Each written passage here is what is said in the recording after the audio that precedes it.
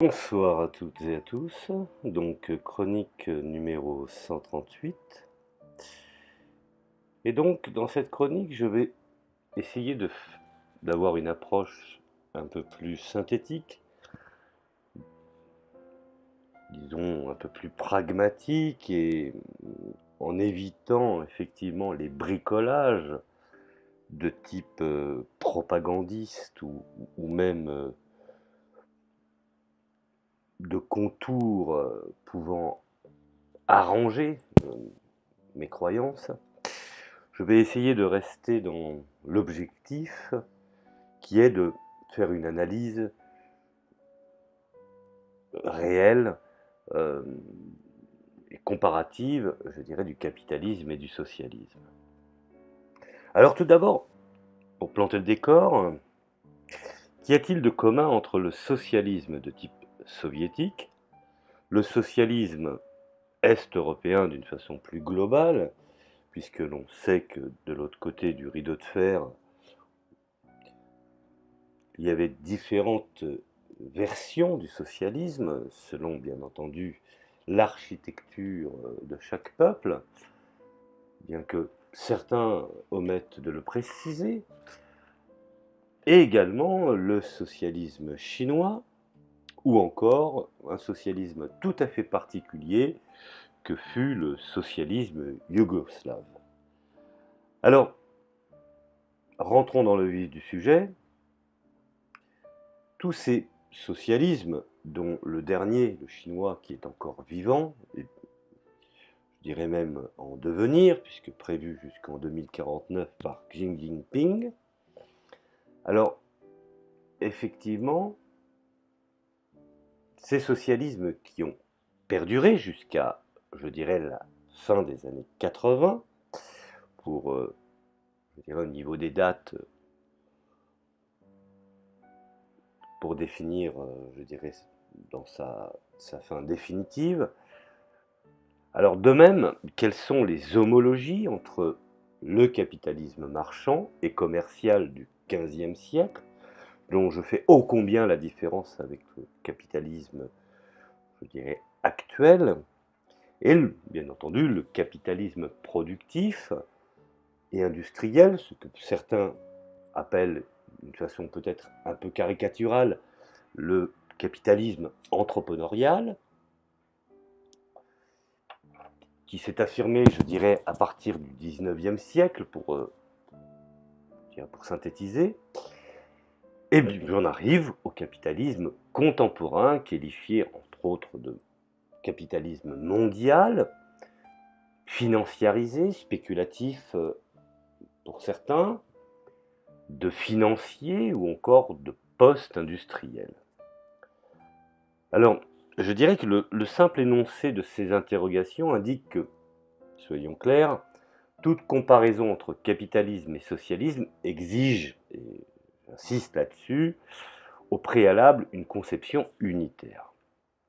Et surtout, pour que cela soit relatif, je dirais, aux rapports qui fondent leur identité respective.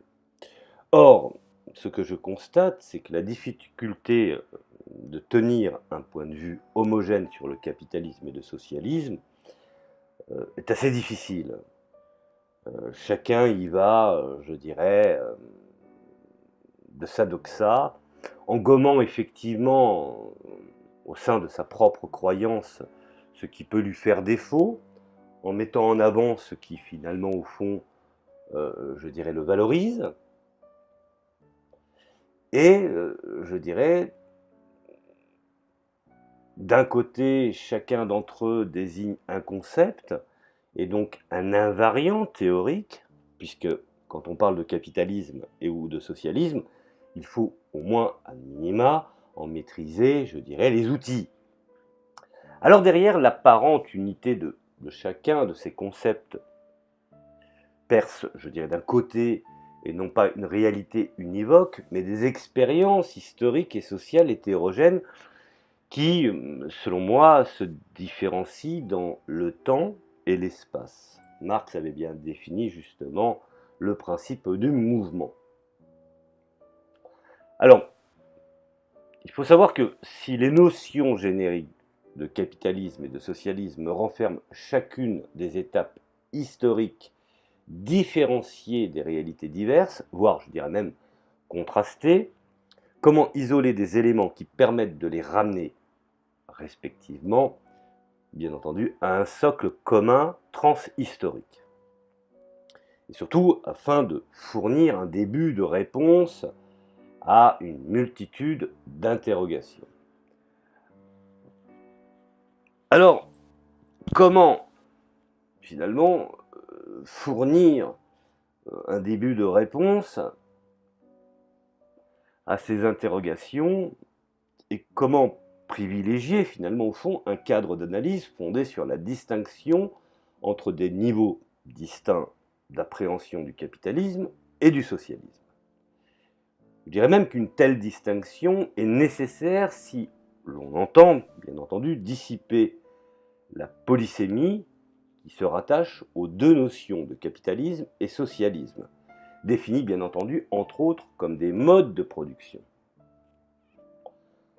Ce mode de production, bien entendu, a été défini par Karl Marx, des modes d'administration, des champs, je dirais, économiques et sociaux, définis également par Max Weber, et des modes de développement que Rosier a su mettre, je dirais, en exergue, sans oublier, bien entendu, Habermas.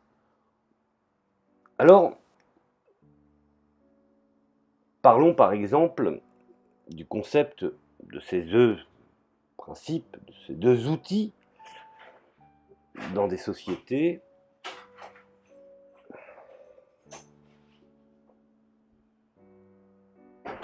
et bien entendu, ce sera le critère défini du concept, je dirais, du capitalisme et du socialisme dans l'organisation des sociétés. Et c'est sur, je dirais, ce dernier critère de définition que va se porter mon analyse, qui est que le capitalisme et le socialisme réellement existants, je ne parle pas du socialisme ou du capitalisme utopique, car effectivement, avant d'avoir été une technicité réelle et sérieuse planifiée, cela est parti avant tout de théories, de principes. Alors je parlerai de factuel ou de capitalisme et de socialisme réellement existants ou ayant existé, ou dans certaines sociétés, le capitalisme, et je dirais, vit pas en harmonie, mais du moins en totale existence, avec bien entendu des soubresauts, avec le social. Alors certains me diraient, non, le social, ce n'est pas le socialisme. Mais le social fait partie du socialisme et le socialisme fait partie du social. Alors, comment faire en sorte que cela n'épuise pas les contours de la société, notamment, je dirais, de la société civile, où ces deux concepts se déploient, je dirais, pas plus, soyons honnêtes, qu'ils n'absorbent le champ politique de l'État. En d'autres mots, dans les sociétés gouvernées par ces deux formations, le social et le politique, possèdent des logiques de dynamique et d'espace de reproduction propres et réductibles au capitalisme et au socialisme. Mais, bien entendu, entendons-nous, irréductible ne signifie pas extériorité. Car, n'ayons pas peur de le dire, je dirais, l'histoire et l'évolution de l'État et du social, d'une part, et de l'autre, la genèse de la dynamique du capitalisme et du socialisme, sont généralement inséparablement liés. D'un point de vue historique, tout d'abord, où les réformes impulsées par l'État-nation ainsi que le changement social ont été les ressorts essentiels du développement du capitalisme et du socialisme, Inversement, ces derniers ont à la fois modelé l'essor de l'État et son emprise sur l'économie et, je dirais même plus, façonné la structure des rapports sociaux. Alors, il en résulte pourtant que ce qui précède le capitalisme et le socialisme n'incarne pas des principes de cohésion et d'intégration sociale, il désigne plutôt des modes spécifiques d'organisation de l'accumulation du capital, voire même ce que Marx définissait de la division sociale du travail, ainsi que les activités de production et d'échange. Alors mon interprétation réduit délibérément, de facto, le capitalisme et le socialisme à des modalités particulières d'organisation et des relations économiques. Aussi, on définira le capitalisme et le socialisme comme des systèmes économiques. Mais soyons honnêtes, là bien entendu pour les grandes lignes et pour ceux qui sont effectivement les spécialistes de l'histoire de ces théories. Mais pour les économistes eux-mêmes, les choses sont plus complexes.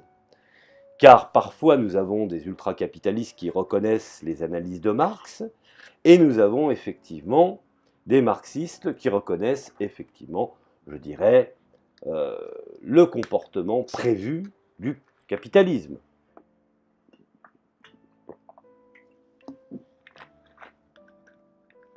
Alors, en tant que système, le capitalisme et le socialisme contemporain englobent, en les combinant, 6 niveaux principaux de décision et d'action, qui, je dirais, s'entrelacent et se conditionnent effectivement mutuellement. Ce rapport de force permanent entre le social et le capital, sorte de bras de fer permanent, où ces différents niveaux recouvrent, je dirais, les rapports de financement, les relations de travail et de production, les rapports d'échange et de distribution, le rôle des entreprises dans l'organisation de ce rapport, je dirais même la logique d'appropriation et de redistribution du surplus social, et enfin le rôle des institutions dans leur codification, voire même, à des moments, leur régulation. Alors ainsi, je dirais que le premier niveau relève des formes qui président au financement des activités de production. Il est notamment, je dirais, caractérisé par le rapport, ou du moins par la nature du rapport qui se tisse entre les gestionnaires de la firme et le prêteur du capital. Ce rapport financier, n'ayons pas peur de le dire, est logiquement premier, car l'accès au capital est un préalable à la matérialisation des projets de production des firmes. Le second niveau a trait à la nature du mode de production des biens. Et ce niveau est déterminé par la norme qui guide la division sociale du travail et des activités productives par la modalité, ou plus exactement les modalités, ce serait peut-être plus le terme, de leur organisation. Alors, il se spécifie, je dirais, en outre, par les formes et la logique qui président la mise en valeur du capital dans la sphère productive. Nous en arrivons effectivement au troisième niveau, qui renvoie au mécanisme de circulation des produits et par là, je dirais, aux relations d'échange. L'importance de ces relations réside dans le fait qu'elles sont des procédures de validation sociale de la production des entreprises et de reconnaissance de l'utilité sociale des biens échangés. Le quatrième niveau de décision et d'action est celui de l'entreprise. Celle-ci représente une organisation dans laquelle sont élaborées et concrétisées les décisions économiques fondamentales.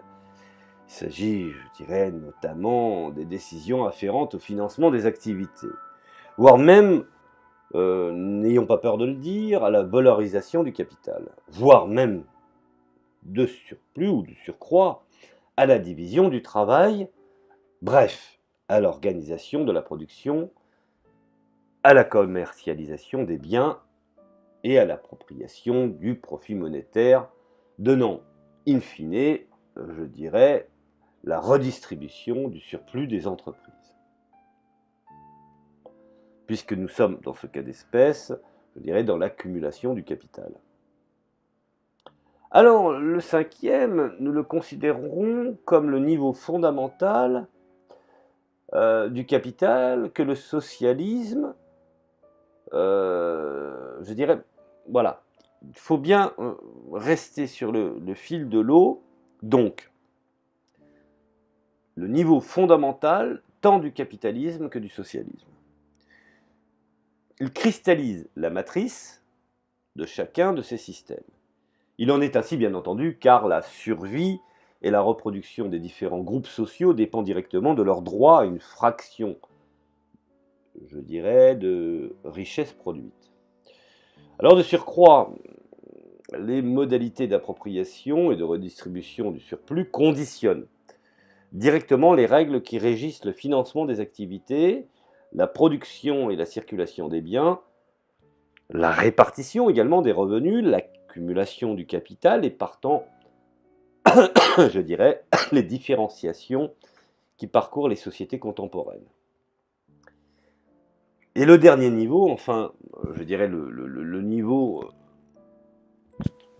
qui fermera la boucle, concerne la place cruciale des institutions économiques, donnant cohérence finalement à tout ce que je viens d'énoncer.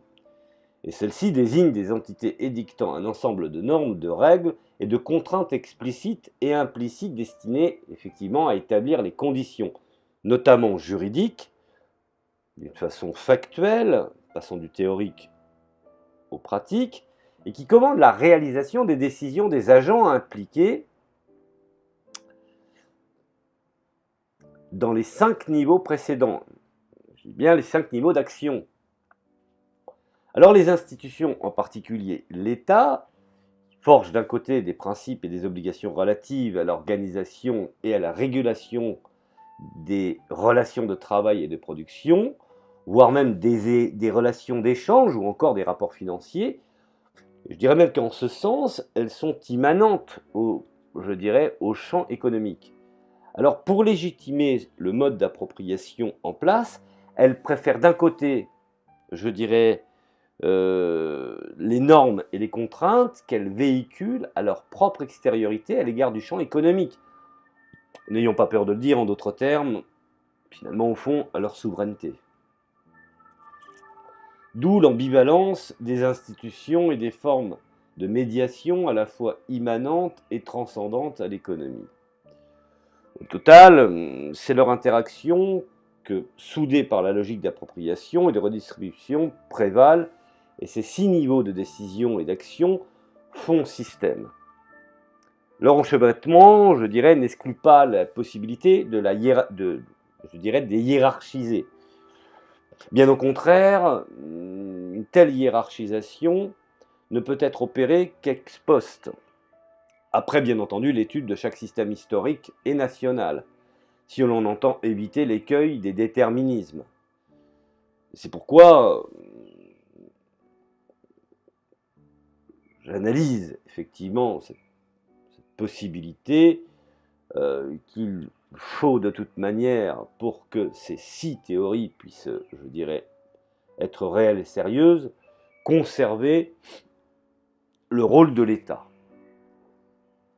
C'est une des raisons pourquoi je suis en total désaccord avec, aujourd'hui, les anarchistes capitalistes qui voudraient détruire l'État, car même le capitalisme a besoin de règles, d'institutions et d'individus qui puissent, je dirais, le réguler et le mettre en place.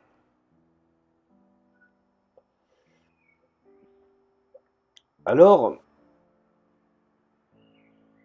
quand on parle effectivement je dirais, de chaque système historique et national qui ont, je dirais, intégré le mode, je dirais, social et le mode capital dans leur système ou dans leur structure,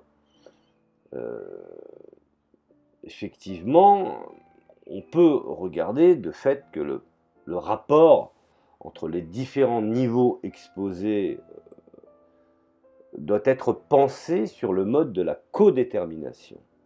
Et chaque niveau étant à la fois déterminé et déterminant. Et cette codétermination n'exclut pas la possibilité d'isoler logiquement un niveau à la fois élémentaire et fondamental, dans la mesure où c'est autour de lui que se polarisent et se structurent les éléments et les rapports constitutifs du système. Alors dans mon esquisse ou dans ma représentation, ce niveau est, je dirais, symbolisé, par le mode d'appropriation et de redistribution du surplus. Alors, tout d'abord, ce sont les modalités d'appropriation et de redistribution de surplus social et la logique qui les anime, qui permettent de caractériser, la spécificité des systèmes capitalistes et socialistes. Et c'est là où finalement on tient un début de réponse. Quand je parle de début de réponse, attention. Il faut y aller doucement. Et qu'encore en général, aux deux séries des interrogations que j'ai formulées au début de cette analyse, ces questions ont pour trait aux différences internes, au capitalisme historique et nationaux, de même qu'au clivage entre les différents socialismes historiques. Donc à présent, on peut dire que les différents types de capitalisme commercial, financier ou industriel évoqués lors de mon analyse précédente se séparent non pas sur leur nature, mais sur les modalités de financement et d'investissement, voire bien entendu de mise en valeur du capital ou encore d'organisation du travail. Mais ils sont tous guidés par un même principe d'appropriation, je dirais du surplus. Similairement, les différents socialismes historiques peuvent être distingués en fonction du degré de centralisation, de décentralisation, centralisation de type soviétique, décentralisation de type yougoslave, dans les relations économiques, et de l'étendue, bien entendu, de la planification des activités et des flux d'échanges ou des formes variables ou variées de leurs institutions et de leurs entreprises. Mais n'oublions pas, je dirais, qu'ils sont également mus par un même mode dominant d'appropriation du surplus. Et le deuxième enseignement est que l'on ne peut parler de changement de système capitaliste et socialiste tant que la logique d'appropriation dominante se maintient.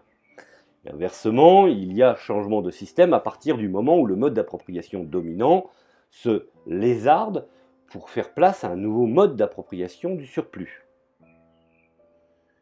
Alors, je dirais que ma perception diffère alors de celle de ce que certains analystes classiques ont pu définir, tel dans le changement des systèmes économiques, dont le système socialiste, à l'aune, je dirais, de celui de leur propre régime politique. Et lorsque le changement le plus radical se produit dans le chaînon le plus profond de la chaîne causale, dans la structure politique, lorsque, je dirais même, le monopole du pouvoir du Parti communiste est brisé, alors le changement a déjà franchi le Rubicon. Alors il ne s'agira plus de réforme mais de révolution. C'est en cela que finalement, au fond, la nuance est importante. Et cela veut dire que la réforme inclut des changements essentiels, profonds et radicaux, mais ni quant à sa profondeur, ni quant à son radicalisme. Alors, il ne va pas suffire, je dirais, ou il ne va pas suffisamment loin au point de renoncer aux qualités fondamentales distinctives du système socialiste tel que certains ont pu se l'imaginer, notamment au pouvoir, je dirais, indivisible du Parti communiste. Alors lorsque le monopole du pouvoir du Parti communiste est durable, ou même durablement supprimé dans les pays en question, c'est bien une révolution qui se déroule, qu'elle soit une révolution entre guillemets néoconservatrice ou une révolution de type socialiste, ce que certains ont aimé appeler de type bolchevique ou léninique.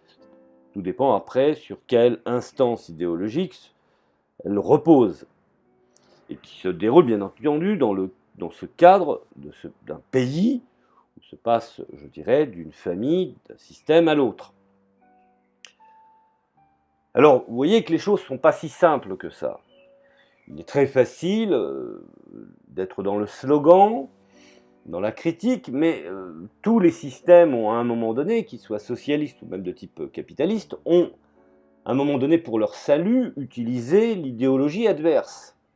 La France, qui est considérée comme un pays capitaliste, a quand même, je dirais, des institutions qui sont de type socialiste. Également,